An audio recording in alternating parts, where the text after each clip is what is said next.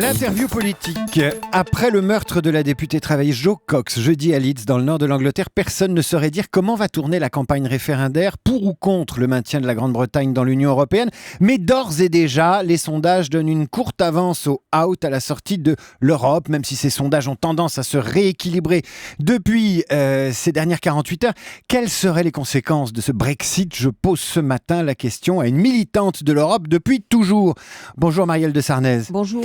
Députée européenne, vice-présidente du Modem, secrétaire générale du Parti démocrate européen, Marielle de Sarnez, est-ce que vous connaissiez Jo Cox? Non, je ne la connaissais pas personnellement, non, je ne la connaissais pas. Elle était travailliste, mais elle avait des convictions comme vous, des convictions européennes, pas très éloignées des vôtres. Ah, mais je la vois maintenant qu'on la voit parler, je vois ses convictions européennes et je suis, je pense comme tout le monde, choquée, en colère, triste.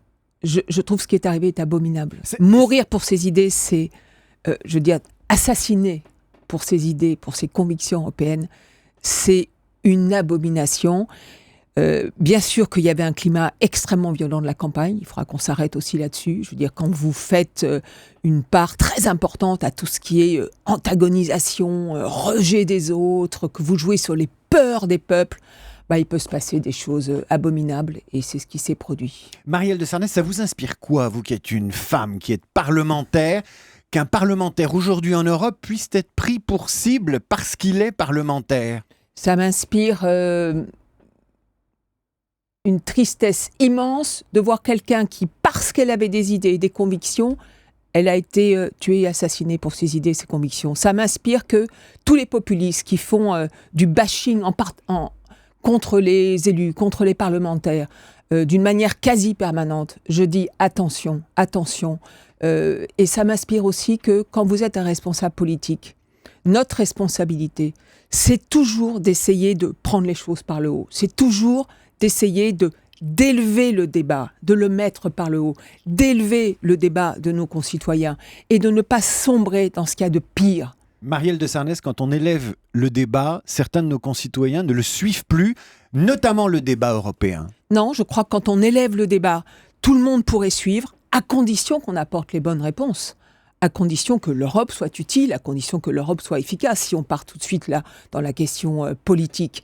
Mais élever par le haut, c'est absolument fondamental. Vous voyez bien tout ce qui se passe en ce moment, tous ces surgissements de nationalisme, de fanatisme, d'égoïsme, de rejet de l'autre, de jouer sur les peurs.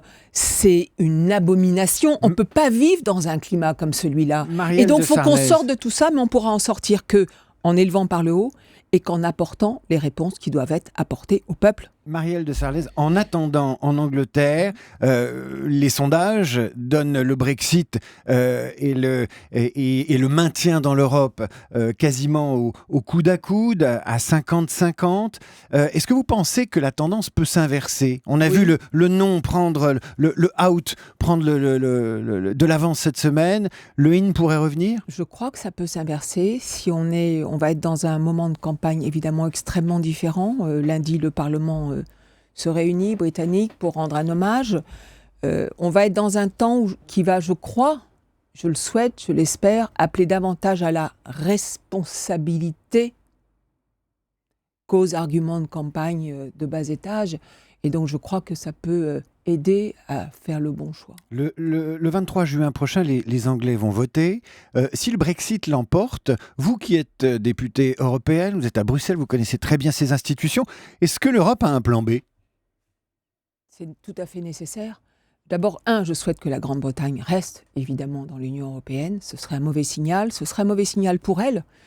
Ce serait un mauvais signal aussi pour son unité, parce que évidemment la question de l'Écosse et de son indépendance se poserait dès le lendemain. Et donc ce serait un très mauvais signal pour la Grande-Bretagne. C'est un grand peuple, je souhaite qu'il reste dans l'Union européenne. Mais quelle que soit la réponse, c'est pas à Bruxelles de décider, je vais vous dire. Et c'est une Européenne qui vous le dit. Oui, mais ce qui m'intéresse, moi, c'est le climat à Bruxelles. Qu'est-ce qu'ils vous disent, vos collègues députés européens? Bruxelles, c'est les députés européens d'un côté, la Commission de l'autre. Moi, je dis une chose, c'est que le statu quo sur l'Europe est impossible. qu'on ne pourra pas en rester là où nous en sommes aujourd'hui, avec ce fossé qui se creuse de plus en plus, au fond, entre les citoyens européens et le fonctionnement européen.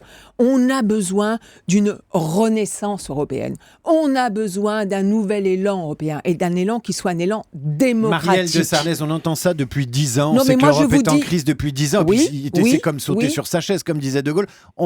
Il y a incantation et il n'y a pas transformation. Eh bien, transformons l'essai, allons droit au but, transformons l'essai. La France et l'Allemagne ont une part de responsabilité extrêmement importante dans tout ça. Il va falloir que les pays fondateurs enfin se mettent autour de la table, prennent une initiative, qui soit une initiative pour faire une Europe qui soit plus politique. Qu'est-ce qu'elle fait la droite française là-dedans? J'ai l'impression que la droite française a déserté les combats européens Mais ils parce ont qu'elle a tous- le Front National en ligne de mire sur sa droite. Ils ont tous déserté le combat européen. Tous. La droite française a déserté. Bayrou, il a déserté une ou pas grande partie. Le centre, heureusement, n'a pas déserté. Alors, et nous mais sommes oui, là sauf que pour le ça. centre est absent dans les grands débats politiques. Non, on n'est pas absent. Allons jusqu'au bout. Ben oui, il est Bayrou, il n'est pas candidat. François Hollande, candidat à quoi là? Eh ben, à l'élection présidentielle, il n'y a plus de candidat à la présidentielle qui porte l'idée européenne. On mélange un peu tout. Hein. Non, Vous non, savez non, que c'est nous pas soutenons Alain mélangé. Juppé. Je pense que si Oui. Alain Juppé était élu, qu'il pourrait prendre une initiative avec Angela Merkel. Et s'il ne l'est pas? Mais ça veut dire 2017. S'il ne l'est pas, vous savez que François Bayrou sera candidat et que pour nous, évidemment, l'Europe est un point très important. Mais arrêtons-nous 2 minutes sur la France aujourd'hui.